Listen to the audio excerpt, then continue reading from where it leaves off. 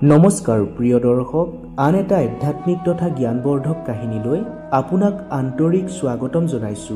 গৰুৰ পুৰাণত ধৰ্মকাণ্ড, প্ৰেম, কল্পত মৃত ব্যক্তিৰ এনে তিনিটা বিশেষ বস্তুৰ কথা বৰ্ণনা কৰা হৈছে, যি তিনিটা বস্তু কেতিয়াও ব্যৱহাৰ কৰিব নালাগে বা লগত ৰাখিব নালাগে, অন্যথা ভয়ংকৰ যান্ত্ৰণা সহিবলগীয়া হ'ব পাৰে আৰু অনেক প্ৰকাৰৰ লোকচানৰ সন্মুখীন হ'বলগীয়া হ'ব পাৰে। সেইবাবে প্ৰতিগৰাকী বুদ্ধিমান ব্যক্তিয়ে এই তিনিটা বস্তুৰ বিষয়ে অৱশ্যে জানি থোৱাটো উচিত। প্ৰিয় দৰ্শক, এই জ্ঞানবৰ্ধক কথাখিনি ভগৱান শ্ৰীকৃষ্ণই গৰুড়ক বৰ্ণনা কৰিছিল। ভগৱান শ্ৰীকৃষ্ণই কোৱা এই কথাখিনি শুনিলে আপোনাৰো জ্ঞান বৃদ্ধি হ'ব। আপুনিও নিশ্চয় জানে যে আধা আধৰুৱা জ্ঞান ঘাতকৰ সমান। গতিকে কথাখিনি আপুনি শেষ পৰ্যন্ত শুনিব বুলি আশা ৰাখিলো। এবাৰ ভগৱান বিষ্ণুৰ বাহন গৰুড়ে দ্বাৰকালৈ গৈ ভগৱান শ্ৰীকৃষ্ণক সাক্ষাৎ কৰিছিল আৰু গৰুড়ে ভগৱান শ্ৰীকৃষ্ণক কৈছিল, হে প্ৰভু, আপুনি এই সংসাৰৰ সৰ্বত্ৰে বিৰাজমান। আপোনাৰ পৰা এই সংসাৰৰ একো বস্তুৱে লুকুৱাই ৰাখিব নোৱাৰি। প্ৰভু, আজি মই মনত কিছু শংকা লৈ আপোনাৰ কাষলৈ আহিছো। মোৰ এই শংকাৰ সমাধান কেৱল আপুনিহে কৰিব পাৰিব। তেতিয়া ভগৱান শ্ৰীকৃষ্ণই কলে, পক্ষীৰাজ, তোমাৰ এনে কি শংকা আছে? মোক নিসংকোচে প্ৰকাশ কৰা। তোমাৰ সকলো শংকা, সকলো সমস্যাৰ সমাধান কৰাটো মোৰ দায়িত্ব। গৰুড়ে কলে, প্ৰভু, যেতিয়া কোনো জীৱই প্ৰাণ ত্যাগ কৰে বা মৃত্যুবৰণ কৰে, তেতিয়া সেই জীৱই লগত কি কি বস্তু লৈ যায় আৰু মৃত্যুৰ পিছত সেই জীৱটোৰ লগত জড়িত থকা কি কি বস্তু ব্যৱহাৰ কৰিব নালাগে। গৰুড়ৰ প্ৰশ্ন শুনি ভগৱান শ্ৰীকৃষ্ণই কলে, গৰুড়, তুমি আজি এটা অতি মহত্বপূৰ্ণ প্ৰশ্ন কৰিছা। এই সংসাৰত জন্ম লাভ কৰা প্ৰতিটো জীৱৰে মৃত্যু অনিবাৰ্য।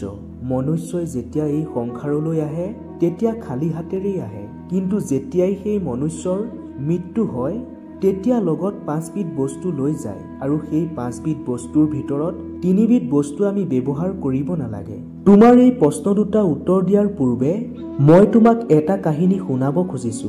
তুমি এই কাহিনীটো ধ্যান দি শুনিলেই সকলো প্ৰশ্নৰ উত্তৰ পাবা। পক্ষীৰাজ, মই তোমাক যিটো কাহিনী শুনাবলৈ লৈছো, এই কাহিনীটো যি মনুষ্যই ধ্যান দি শুনিব, সেই মনুষ্যৰ সমস্ত পাপ নাশ হৈ পৰিব। এইদৰে কৈ ভগৱান শ্ৰীকৃষ্ণই পক্ষীৰাজ গৰুড়ক কাহিনীটো কবলৈ আৰম্ভ কৰিলে। শ্ৰীকৃষ্ণই কলে যে এসময়ত মধ্য দেশত দেৱশৰ্মা নামৰ এজন দুখীয়া ব্ৰাহ্মণে বাস কৰিছিল। তেওঁ অত্যন্ত গুণৱান আৰু শাস্ত্ৰৰ বিশাৰদ জ্ঞানী পণ্ডিত আছিল। তেওঁ সকলো দিশতে পাৰ্গত আছিল। নিজৰ জ্ঞানক কেতিয়াও ব্ৰাহ্মণ দেৱশৰ্মাই বেয়া কামত ব্যৱহাৰ কৰা নাছিল। তেওঁ ধনৰ বাবে জ্ঞান আহৰণ কৰা নাছিল। অত্যন্ত দুখীয়া হোৱাৰ পিছতো তেওঁ ভিক্ষা খুজি পেট পৰ্বতাইছিল। এদিন ব্ৰাহ্মণজনে তপস্যা কৰিবৰ কাৰণে এখন বনলৈ আগমন কৰিছিল। সেই বনখনৰ নাম আছিল বিপিন বন। ঈশ্বৰক ধ্যান কৰাৰ উদ্দেশ্য লৈ তেওঁ বিপিন বনত বিচৰণ কৰিবলৈ ধৰিলে। সেই বন অতি ভয়ানক আৰু দুৰ্গম আছিল। দূৰ দূৰণিৰ লোকসকলেও এই বিপিন বনৰ কথা জানিছিল আৰু চৰ্চা কৰিছিল। এই বনত সাহস নোহোৱা লোকে প্ৰৱেশ কৰিবলৈ ভয় কৰিছিল, কাৰণ তাৰ পৰিৱেশটো আছিল দেখিবলৈ খুবেই ভয়ংকৰ। বিপিন বনৰ গছবোৰ ওখ হোৱাৰ বাবে সূৰ্যৰ পোহৰ বনখনত পৰা নাছিল। তাত বহু প্ৰাচীন কালৰে পৰা অসংখ্য বৃক্ষ আছিল, যিবোৰ বৃক্ষ দেখিলে ওচৰৰে যোৱা মানুহৰ গাৰ নোম শিয়ৰি উঠিছিল। প্ৰকাণ্ড গছবোৰৰ শিপাবোৰ মাটিৰ তলৰ পৰা ওলাই আহি চাৰিওফালে বিয়পি পৰিছিল আৰু সেই গছবোৰত কিছুমান অদ্ভুত ধৰণৰ জীৱ ওলমি আছিল। হিংস্ৰ জন্তুবোৰে চিকাৰৰ সন্ধানত বিপিন বনত ঘূৰি ফুৰিছিল। জন্তুবোৰৰ চকুবোৰ আন্ধাৰতো জিলিকি উঠিছিল। ক'লা পাখি থকা ফেঁচাও তাত দেখিবলৈ পোৱা গৈছিল। বিভিন্ন প্ৰকাৰৰ পক্ষীয়ে একেলগে চিঞৰি বনখনত ভয়ংকৰ আৰ্তনাদ সৃষ্টি কৰিছিল। সেইবাবে এই বিপিন বনক অতি ভয়ংকৰ আৰু ৰহস্যময় বন বুলি কোৱা হৈছিল। খোজে প্ৰতি মৃত্যুৰ ভয় আছিল, কিন্তু এই ভয়ৰ মাজতো ব্ৰাহ্মণ দেৱশৰ্মাই বিপিন বনলৈ ৰাওনা হৈছিল। গৈ গৈ তেওঁ এডাল প্ৰাচীন বৃক্ষৰ ওচৰ পালেগৈ। তেওঁ দেখিলে যে সেই গছডালৰ তলত 5টা পিশাচ থিয় হৈ আছে। সিহঁতে তাত বিচৰণ কৰা প্ৰতিটো মনুষ্যক ভক্ষণ কৰিছিল। কোনো এজনকো সাৰি যাবলৈ দিয়া নাছিল। মানুহক দেখিলেই পিশাচ কেইটাই মাৰি খাই পেলাইছিল। সিহঁতৰ অন্তৰত ধৰ্মৰ কোনো জ্ঞান নাছিল। সেয়েহে সিহঁতে পিশাচ ৰূপে বনৰ মাজত বিচৰণ কৰিছিল। সিহঁতবোৰ অতি পাপী আৰু দুৰাচাৰী আছিল। কাৰো প্ৰতি সিহঁতৰ দয়া মৰম নাছিল। ব্ৰাহ্মণজন সেইফালে যোৱা দেখি এটা পিশাচে কবলৈ ধৰিলে, আমাৰ বাবে আজি তেজাল ভোজন আহিছে। সকলোতকৈ প্ৰথমে মই এই ব্ৰাহ্মণজনক খাম। ইয়াৰ মাংস বহুত সোৱাদযুক্ত হ'ব, কাৰণ এই ব্ৰাহ্মণজনে চাগৈ সাত্বিক আহাৰহে ভোজন কৰে, সেইবাবে ইয়াৰ দেহত অকণো বেমাৰ নাই। ইয়াৰ মাংস খাবলৈ বৰ ভাল লাগিব। দ্বিতীয় পিশাচটোৱে ক'লে, নাই নহয়, এই ব্ৰাহ্মণজনক প্ৰথমে মইহে ভক্ষণ কৰিম। আজি কেইবাদিনৰ পিছতহে হাতলৈ চিকাৰ আহিছে। এইদৰে কৈ পিশাচকেইটাই আনন্দত হাঁহিবলৈ ধৰিলে। তাৰ পিছত ব্ৰাহ্মণক খাবলৈ সিহঁতে আগবাঢ়ি আহিল। কিন্তু পিশাচকেইটাক দেখি ব্ৰাহ্মণ দেৱশৰ্মাই অলপো ভয় কৰা নাছিল। দেৱশৰ্মা ভগৱান বিষ্ণুৰ পৰম ভক্ত আছিল, সেয়েহে তেওঁ প্ৰতি সময়তে শ্ৰীহৰিৰ নাম জপ কৰিছিল। সেইবাবে তেওঁ কালৈকো ভয় কৰা নাছিল। সেই পিশাচকেইটাক দেখি ব্ৰাহ্মণজনে ভয় নকৰি সিহঁতক ক'লে, তোমালোকক প্ৰণাম জনাইছো। ব্ৰাহ্মণজনৰ এনে ভদ্ৰ ব্যৱহাৰ দেখি পিশাচকেইটাই খুবেই আচৰিত হৈ পৰিল আৰু সেই পিশাচকেইটাই শান্ত হৈ পৰিল। শান্ত হৈ পৰাৰ পিছত সিহঁতে ব্ৰাহ্মণক ক'লে, আপুনি কোন হয়? এই নিৰ্জন বনখনত অকলশৰে কিয় ঘূৰি ফুৰিছে? আমাৰ দৰে পিশাচক দেখাৰ পিছতো আপুনি অলপো ভয় নাখালে কিয়? ডাঙৰ ডাঙৰ যোদ্ধা বীৰসকলেও আমাক দেখিলে ভয়তে থৰথৰকৈ কঁপি থাকে, ভয়তে পলায়ন কৰিব বিচাৰে। কিন্তু আপোনাক দেখি এনেকুৱা লাগিছে যে আপোনাৰ মনত কোনো ভয় শংকাই নাই। আৰু আচৰিত কথাটো হৈছে, ভোকত থাকিব নোৱাৰি আমি আপোনাক ভোজন স্বৰূপে ভক্ষণ কৰিবলৈ ওলাইছো, কিন্তু আপুনি আমাৰ ওচৰলৈ অহাৰ পিছতে আমাৰ ভোক নাইকিয়া হৈ পৰিছে। ইয়াৰ ৰহস্য কি? তেতিয়া ব্ৰাহ্মণজনে ক'লে, আপোনালোকক দেখি মোৰ অকণো ভয় লগা নাই, কাৰণ মই জানো মোৰ লগত সদায় ভগৱান শ্ৰীহৰি আছে আৰু প্ৰভুৰ ইচ্ছাৰ বিৰুদ্ধে গছৰ পাত এটাও নসৰে। যদি আপোনালোকৰ হাতত মোৰ মৃত্যু আছে, তেন্তে মই মৰিবলৈ সাজু আছো। পৰম পিতাই মোৰ ভাগ্যত যি লিখিছে তাতেই মই সন্মত আছো। যদি মোক খাই আপোনালোকে তৃপ্তি পায়, তেনেহলে এয়া মোৰ সৌভাগ্য বুলি মই ভাবিলো। এই সংসাৰৰ সকলো প্ৰাণীকে সন্তুষ্ট কৰাটো প্ৰত্যেকজন মনুষ্যৰ কৰ্তব্য। আপোনালোক পিশাচ আৰু আপোনালোকক ভগৱানেই সৃষ্টি কৰিছে, গতিকে আপোনালোকক মই কেনেকৈ নিন্দা কৰিব পাৰো? ব্ৰাহ্মণজনৰ এই জ্ঞানপূৰ্ণ কথা শুনি পিশাচসকল আচৰিত হৈ পৰিল আৰু ব্ৰাহ্মণজনক কবলৈ ধৰিলে, হে ব্ৰাহ্মণদেৱ, আপোনাৰ কথাবোৰ শুনি আমিবোৰে বহুত তৃপ্তি লাভ কৰিছো। আপোনাৰ প্ৰতিটো কথা বৰ সুন্দৰ, গতিকে আমি আৰু এতিয়া আপোনাক ভক্ষণ নকৰো। কৃপা কৰি আপুনি আমাক কওক যে আপুনি কোন হয়? এই ভয়ংকৰ বনত আপুনি কি কৰিছে? আপুনি এই বনলৈ কিয় আহিছে? তেতিয়া ব্ৰাহ্মণ দেৱশৰ্মাই ক'লে, মোৰ নাম দেৱশৰ্মা। প্ৰভুৰ বাবে ভক্তি কৰিবলৈ এই বনত মই উচিত স্থান বিচাৰি ঘূৰি ফুৰিছো, কিন্তু আপোনালোকক দেখি এনে লাগিছে যেন আপোনালোক বৰ কষ্টত আছে। আচলতে কি কাৰণে আপোনালোক পিশাচ হ'বলগীয়া হ'ল? মোক খুলি কওক। যদি মই কিবা সহায় কৰিব পাৰো, তেনেহলে মই মোৰ সামৰ্থ্য অনুযায়ী আপোনালোকক সহায় কৰিম। গতিকে নিসংকোচে মোৰ আগত সকলো কথা খুলি কওক। ব্ৰাহ্মণজনৰ কথা শুনি পিশাচকেইটাই বৰ শান্তি পালে আৰু ব্ৰাহ্মণজনক ক'লে, আপোনাক প্ৰণাম জনাইছো ব্ৰাহ্মণদেৱ। আমি আমাৰ পাপ কৰ্মৰ বাবে আজি পিশাচ হৈ কষ্ট ভুগিবলগীয়া হৈছে। আমি আমাৰ পুত্ৰক অপমান কৰাৰ ফলত পিশাচৰ যোনিত জন্মগ্ৰহণ কৰিছো। এই পিশাচৰ শৰীৰৰ পৰা আমি কেতিয়া যে মুক্তি লাভ কৰিব পাৰিম সেই কথা নাজানো। মনুষ্য ৰূপে আমি এটা সময়ত বহুত পাপ কাম কৰিছিলো, কিন্তু পিশাচৰ শৰীৰ লৈ তাতকৈ বহুত বেছি পাপ কাম কৰিছো। কিমান নিৰ্দোষী প্ৰাণী আৰু মনুষ্যক আমি মাৰি খাইছো ঠিক নাই। এতিয়া আমাৰ এনে লাগিছে যেন আমি আৰু কেতিয়াও পিশাচৰ শৰীৰৰ পৰা মুক্তি লাভ কৰিব নোৱাৰিম। পিশাচ কেইটাৰ দুখ ভৰা কথা শুনি ব্ৰাহ্মণে ক'লে, মই আপোনালোকৰ দুখ বুজি পাইছো। দয়া কৰি আপোনালোকে মোক কওকচোন, মই কি উপায়েৰে আপোনালোকক মুক্তি দিয়াব পাৰিম? মই মধ্য দেশৰ বাসিন্দা, মই এজন ব্ৰাহ্মণ। মই অনেক ধৰণৰ তপ জপ ব্ৰত উপবাস আদি কৰিছো। এতিয়া আপোনাসৱৰ মুক্তিৰ বাবে যদি কিবা ব্ৰত উপবাস কৰিব লগা আছে, তেন্তে মোক কওক, মই সেয়া নিশ্চিতভাৱে কৰিবলৈ সাজু আছো।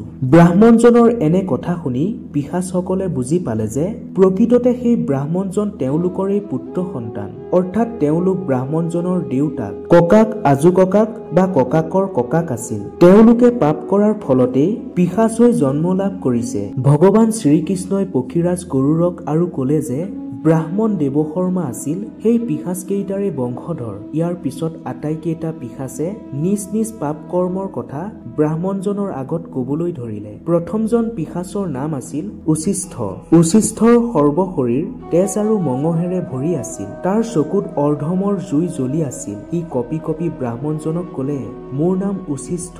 উচিষ্ঠ হোৱাৰ কাৰণটো হৈছে মই সদায় মানুহে এৰি যোৱা আৰু জুঠা বস্তু খাইছিলো। পূৰ্বজন্মত মই বৃহস্পতি আছিলো আৰু তোমাৰ 5 পিঢ়িৰ প্ৰথমটো পিঢ়ি আছিলো। এটা সময়ত মই বৰ বিদ্বান আদৰণীয় ব্ৰাহ্মণ আছিলো। মই বহুত যজ্ঞ ধৰ্মীয় কাৰ্য আদি সম্পাদন কৰিছিলো। কিন্তু লাহে লাহে মোৰ মনত লোভ বাঢ়িবলৈ ধৰিলে আৰু মই মানুহে এৰি যোৱা ভোজন খাবলৈ আৰম্ভ কৰিছিলো। আনৰ জুঠা ভোজন খাই মই বৰ তৃপ্তি পাইছিলো আৰু সেয়া মোৰ অভ্যাসত পৰিণত হৈ পৰিছিল। এইবোৰ কাম অৰ্ধম বুলি জনাৰ পিছতো বাদ নিদিলো। এদিন মই এক যজ্ঞ কৰিছিলো আৰু তাত যিবোৰ ভোজন ৰৈছিল মই সেইবোৰ খাইছিলো, লগতে নষ্টও কৰিছিলো। সেই ভোজনৰ পৰা মোৰ শৰীৰত বীজাণুৰ আগমন ঘটিল আৰু মই সেই ভোজন খোৱাৰ কেইমুহূৰ্তমানৰ পিছতেই মই মৃত্যুবৰণ কৰিছিলো। সেয়ে মই এতিয়া পিশাচৰ শৰীৰত জন্ম লৈ উচিষ্ঠ ভোজনহে গ্ৰহণ কৰো। এইটোৱে মোৰ অভিশাপ আছিল। এইবাৰ দ্বিতীয় পিশাচটো, যাৰ নাম নগ্ন অংগ আছিল, সি আগুৱাই আহিল। পিশাচটোৰ সম্পূৰ্ণ শৰীৰ নগ্ন আছিল আৰু হাড়বোৰ দেখা পোৱা গৈছিল। সি ব্ৰাহ্মণজনৰ কাষলৈ আহি কবলৈ ধৰিলে, ব্ৰাহ্মণদেৱ, মোৰ নাম নগ্ন অংগ। পূৰ্বজন্মত মই সদায় নিৰ্বস্ত্ৰ হৈ গা ধুইছিলো। সেইবাবেই মোৰ নাম এতিয়া নগ্ন অংগ হ'ল। মোৰ নাম আছিল সৰল চন্দ্ৰ আৰু মই তোমাৰ 6ষ্ঠ পিঢ়িৰ বংশধৰ আছিলো। মই এক ব্ৰাহ্মণ কুলত জন্ম লাভ কৰাৰ হেতুকে মোৰ লগত জ্ঞান আৰু তপস্যাৰ শক্তি আছিল। কিন্তু মই নিজৰ শৰীৰক লৈ অহংকাৰ কৰিব ধৰিলো। মই নগ্ন হৈ স্নান কৰি খুব আনন্দ পাইছিলো। তাৰ উপৰি মই সমাজৰ নিয়মবোৰকো অপমান কৰিছিলো। মই ভাবিছিলো এয়া স্বাভাৱিক কথা, কিন্তু নহয়, এয়া প্ৰকৃততে অধৰ্মহে আছিল। এদিনাখন মই নগৰৰ পুখুৰীত নগ্ন হৈ স্নান কৰি আছিলো। তেতিয়াই জল দেৱতাই মোক অভিশাপ দিছিল যে মোৰ অহংকাৰৰ ফলত পিছৰ জন্মত পিশাচৰ যোনিত জন্ম লাভ কৰো। এদিন সেই পুখুৰীটোতে পৰি মোৰ মৃত্যু হৈছিল। মই এতিয়া পিশাচৰ ৰূপত জন্ম লৈছো আৰু মোৰ শৰীৰ চিৰদিন এনেকৈ নগ্ন হৈ থাকিব। যিদৰে মই নিজৰ ধৰ্মৰ অপমান কৰিছিলো, ঠিক তেনেদৰে মোকো আন লোকে দেখিলে অপমান কৰিব। তাৰ পিছত তৃতীয় পিশাচটো আগবাঢ়ি আহিল। তৃতীয় পিশাচটোৰ নাম আছিল শভুবস্ত্ৰ। তাৰ গোটেই শৰীৰত মৃত ব্যক্তিৰ ফটা চিটা কাপোৰ লেপেট খাই আছিল। তাৰ মাজত বহুত দুখ সোমাই আছিল। সি কলে, ব্ৰাহ্মণদেৱ, মই সদায় মৃত ব্যক্তিৰ কাপোৰবোৰ চুৰি কৰি পিন্ধিছিলো। মোৰ পূৰ্বজন্মৰ নাম আছিল অচ্যুতানন্দ।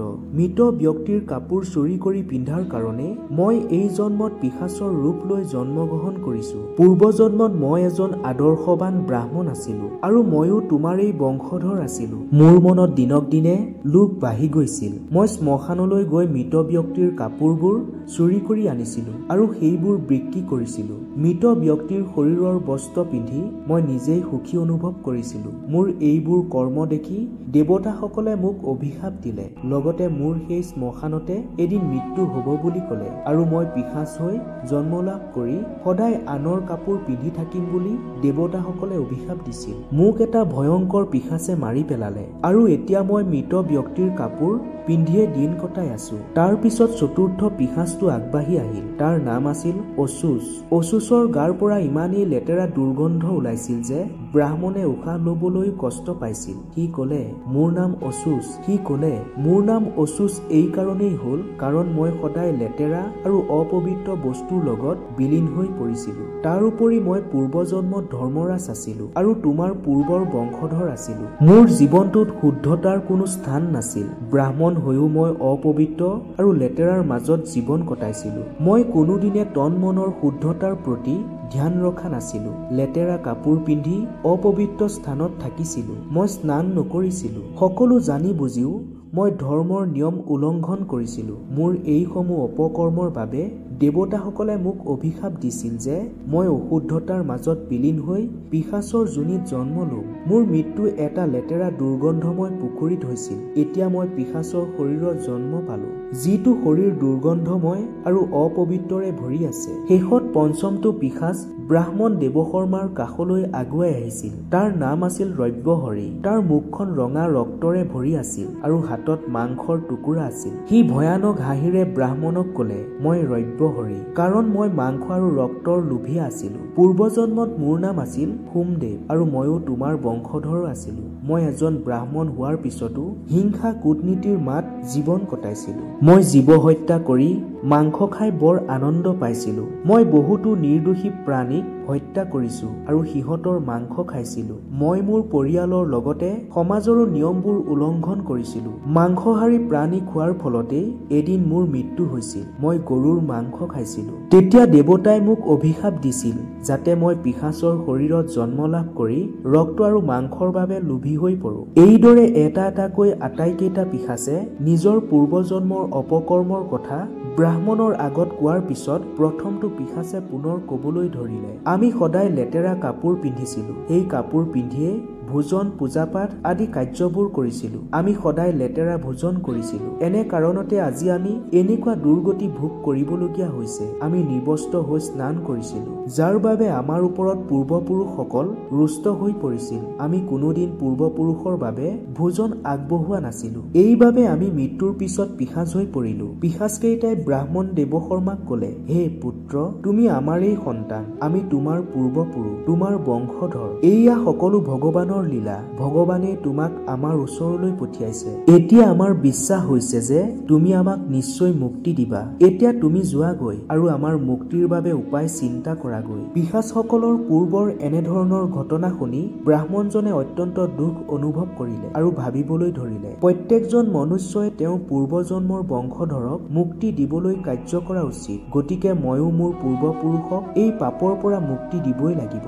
এইদৰে ভাবি ব্ৰাহ্মণে কলে, হে পিতামহ, মই আপোনাসৱৰ মুক্তিৰ বাবে নিশ্চয়কৈ উপায় চিন্তা কৰিম। আপোনালোক নিশ্চিন্ত থাকক। তাৰ পিছত ব্ৰাহ্মণ দেৱশৰ্মাই এই বিপিন বনৰ পৰা ঘৰলৈ উভতি আহিল আৰু তেওঁ চিধাই অগস্ত্য মুনিৰ ওচৰলৈ গল। অগস্ত্য মুনিৰ ওচৰলৈ গৈ ব্ৰাহ্মণ দেৱশৰ্মাই তেওঁৰ পূৰ্বপুৰুষৰ মুক্তিৰ বাবে উপায় বিচাৰিলে। অগস্ত্য মুনি ব্ৰাহ্মণক পিতামহৰ মুক্তিৰ বাবে তপৰ্ণ, শ্ৰাদ্ধ, পিণ্ডদান, দান ধৰ্ম আদি কাৰ্য কৰিবলৈ উপায় দিলে। এই আদেশ অনুসৰি ব্ৰাহ্মণ দেৱশৰ্মাই পবিত্ৰ নদীৰ পাৰলৈ গৈ পূৰ্বপুৰুষৰ বাবে কৰিবলগীয়া সকলোখিনি কাৰ্য সম্পাদন কৰে। তেওঁ প্ৰথমে নদীৰ পবিত্ৰ জলেৰে তপৰ্ণ কৰে, তাৰ পিছত নদীৰ পাৰত বহি পিণ্ডদান কৰে, দান দক্ষিণা কৰে। ব্ৰাহ্মণজনে তাৰ তপৰ্ণ, পিণ্ডদান, দান ধৰ্ম আদি কাৰ্যৰ ফলত পাছতি পিশাচে নিজৰ পাপৰ পৰা মুক্তি লাভ কৰি স্বৰ্গৰ দিশে গতি কৰে। এইদৰে কাহিনীটো কৈ ভগৱান শ্ৰীকৃষ্ণই পক্ষীৰাজ গৰুড়ক কলে, হে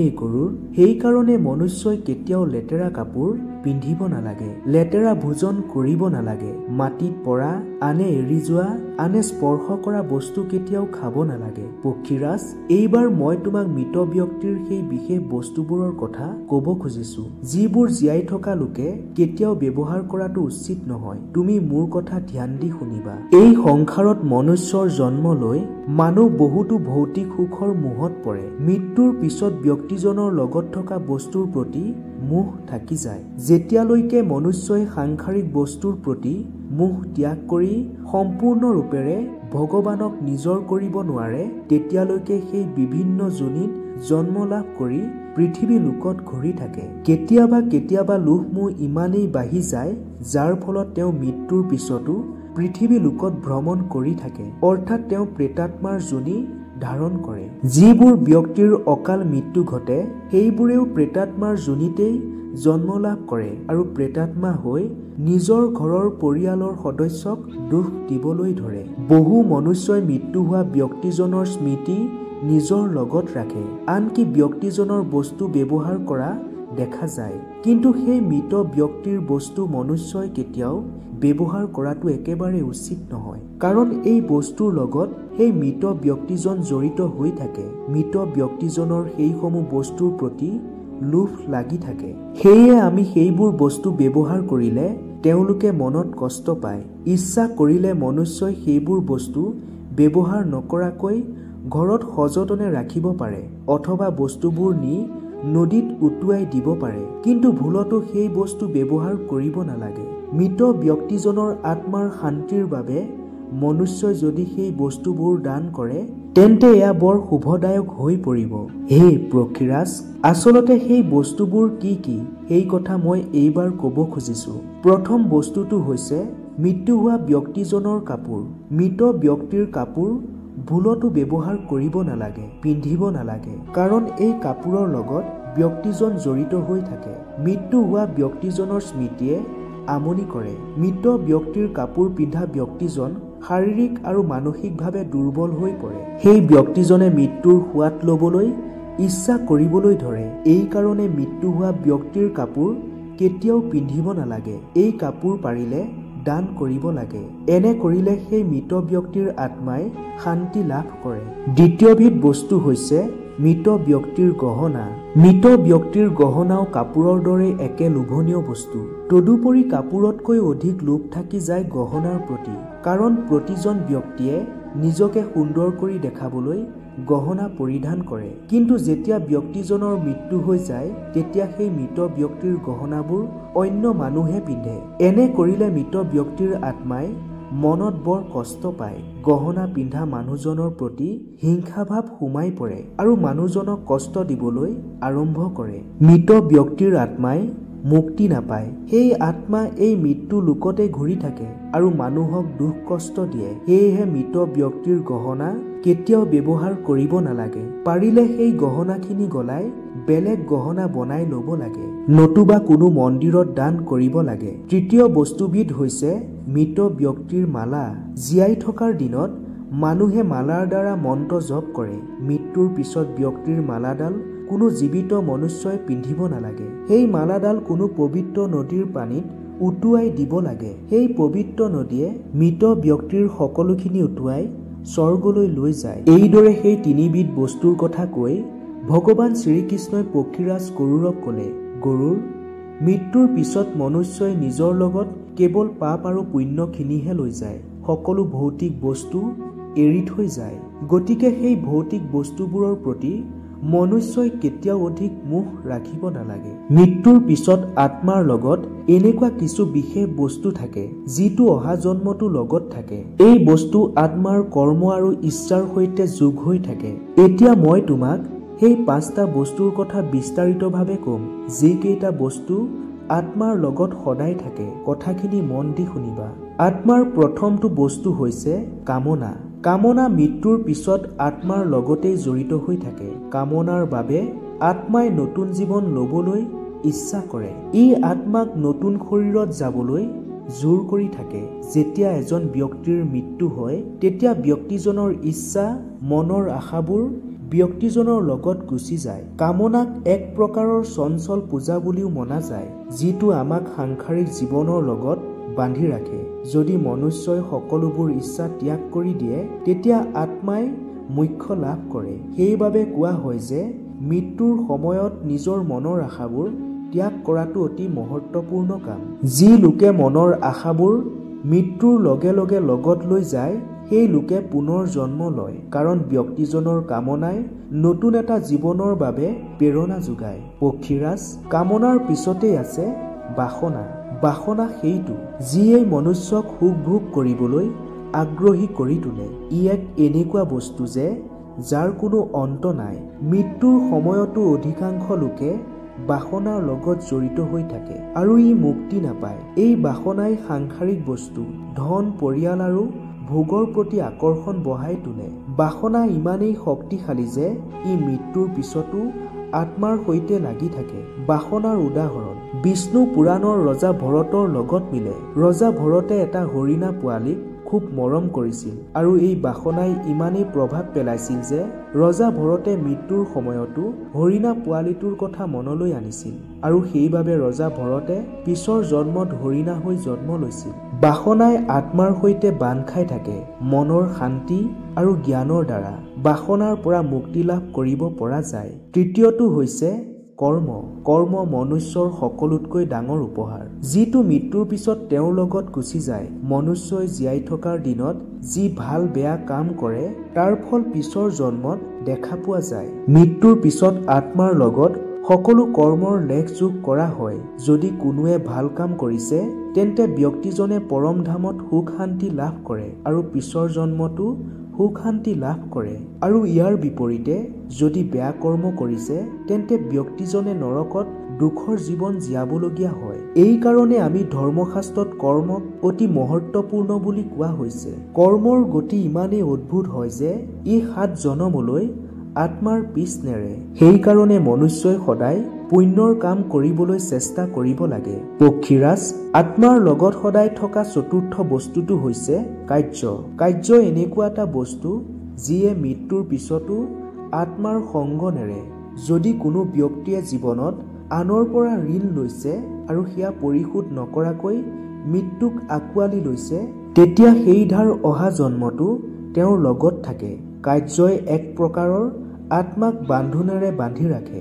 যেতিয়ালৈকে এই ঋণ পৰিশোধ কৰা নাযায় আত্মাই তেতিয়ালৈকে মুক্তি লাভ নকৰে। পৰলোকত আত্মাক ঋণ পৰিশোধ নকৰাৰ বাবে দণ্ড দিয়া হয়। পূৰ্ব জনমত এই ঋণ পৰিশোধ নকৰাৰ বাবদ ব্যক্তিজনক শাৰীৰিক আৰু মানসিকভাৱে কষ্ট দিয়া হয়।